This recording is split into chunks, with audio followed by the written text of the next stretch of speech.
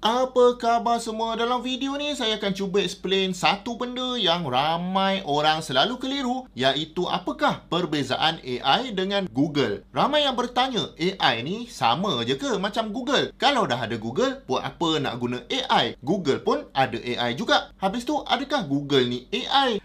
Soalan ni memang valid sebab kita ni hari-hari guna Google Search dan hari-hari juga guna AI. Jadi apa perbezaan dua benda ni sebenarnya? Okey, jom kita tengok. Jadi, cuba anda bayangkan. Katakan anda nak tahu bagaimanakah enjin kereta berfungsi. Kalau anda type benda ni dekat Google, dia akan bagi anda berjuta-juta link. Anda kena pilih sendiri. Klik sana, klik sini, baca artikel. Lepas tu, kena tapis mana fakta yang betul, mana yang tak betul. Tapi kalau anda tanya AI macam ChatGPT, dia terus bagi jawapan macam mana enjin tu berfungsi. Siap diterangkan lagi sejarah enjin dan siap bezakan enjin petrol dengan enjin diesel. Jadi dekat sini anda dah nampak beza yang besar, iaitu Google ni dia membawa anda pergi cari maklumat, manakala AI pula terus bagi maklumat yang telah diolah. Tapi AI ni bukannya tak ada kelemahan tau. Nanti kita tengok. Jadi Google ni dia ibarat perpustakaan gergasi. Anda masuk dalam tu, ada rak yang penuh dengan buku, surat khabar, majalah, tesis dan macam-macam lagi. Tapi anda sendiri kena pilih buku mana nak dibaca. AI pula dia macam librarian dekat situ. Anda pergi tanya dia soalan, terus dia sampaikan isi-isi yang dia tahu dari buku-buku tu dalam bentuk yang ringkas dan mengikut gaya yang anda nak. Jadi sekarang kita masuk ke bahagian teknikal sikit. Google Search dia berfungsi dengan apa yang dipanggil sebagai search index. Dia akan crawl berjuta-juta laman web, simpan data-data ni dalam server, dan bila anda type soalan, dia akan guna ranking system macam PageRank untuk menentukan link mana paling relevan untuk soalan yang anda tanya. Jadi Google sebenarnya bukan kata dia menjawab soalan tau. Dia cuma bagi senarai laman web yang mungkin ada jawapan kepada apa yang anda tanya tu. AI ni pula dia menggunakan Large Language Model ataupun LLM. Model ni dilatih dengan berjuta-juta ayat, buku, artikel, kod, tesis dan macam-macam lagi. AI ni dia tidaklah menyimpan apa-apa link, tapi dia belajar corak bahasa yang kita gunakan. Jadi bila anda tanya, dia seolah-olah macam menjana jawapan yang baru berdasarkan apa yang dia dah belajar. Nak kata dia copy paste dari tempat lain pun bukan juga, tapi dia macam menggabungkan maklumat dari pelbagai tempat. Satu lagi perbezaan besar adalah cara kita menggunakan dua teknologi ni. Tapi sebelum tu, kalau anda dapat belajar something dari video ni, jangan lupa subscribe supaya anda tak terlepas video-video seterusnya, supaya anda sentiasa alert dan boleh take advantage dengan perkembangan AI ni. Okey, perbezaan seterusnya antara AI dengan Google. Kalau Google contohnya, anda kena tahu nak type keyword dengan betul. Contohnya, kalau nak tulis resepi nasi lemak, anda tulislah resepi nasi lemak mudah. Tapi dengan AI, anda boleh cakap macam bercakap dengan kawan. Contohnya, anda boleh tanya dia, bolehkah ajar saya macam mana nak masak nasi lemak untuk 5 orang? Bajet di bawah RM20.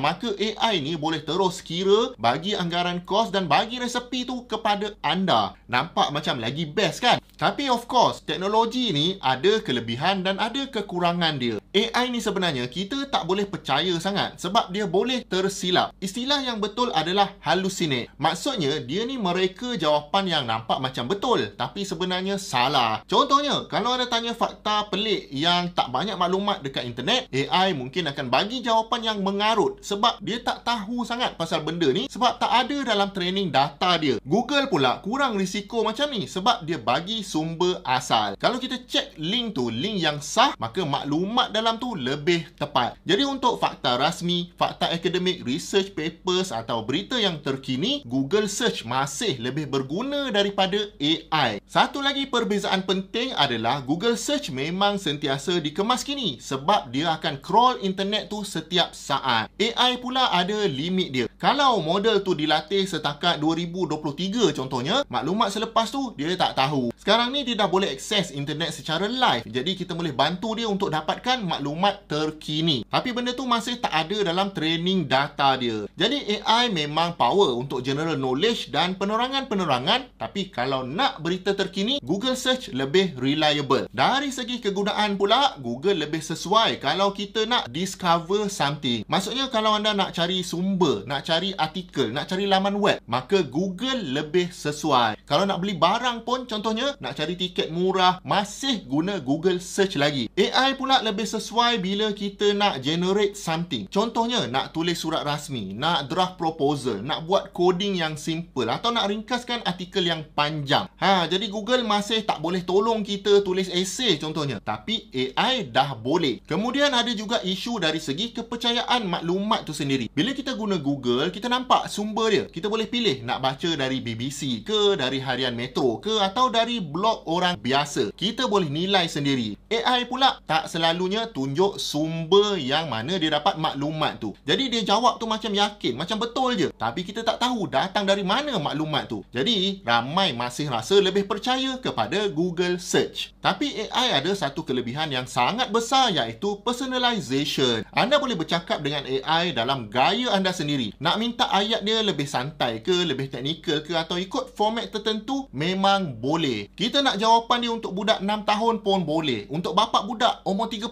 tahun pun boleh. Untuk atuk budak tu umur 60 tahun pun boleh. Google tak boleh buat macam tu. Contoh, kalau anda type jadual belajar untuk SPM, maka Google akan bagi senarai artikel yang mungkin mengandungi jadual contoh yang orang lain dah buat. AI pula boleh terus susun jadual tu ikut masa free anda, dan boleh ubah pula jadual tu kalau anda kata nak belajar lebih panjang atau lebih pendek. Jadi tool sebegini sangat powerful, seolah-olah macam kita ada pembantu peribadi. Jadi anda nampak tak yang Google dengan AI ni bukanlah berlawan sesama sendiri. Ramai orang silap ingat AI ni nak ganti Google. Sebenarnya kedua-dua ni macam saling melengkapi. Google pun dah masukkan AI dalam enjin carian diorang yang dipanggil Google Gemini, Bard dan sebagainya. Sebab diorang pun tahu yang masa depan carian ni bukan setakat link, tapi jawapan yang terus berguna. Cuma jawapan tu kena betul lah. Jadi kalau anda nak fakta yang tepat, berita terkini, atau nak pastikan sumber datang dari mana, anda gunalah Google Search. Tapi kalau anda nak penerangan ringkas tentang sesuatu topik, nak cari idea, nak buat konten, nak draft ayat, nak draft surat, nak buat poster, nak tulis ucapan, anda gunalah AI.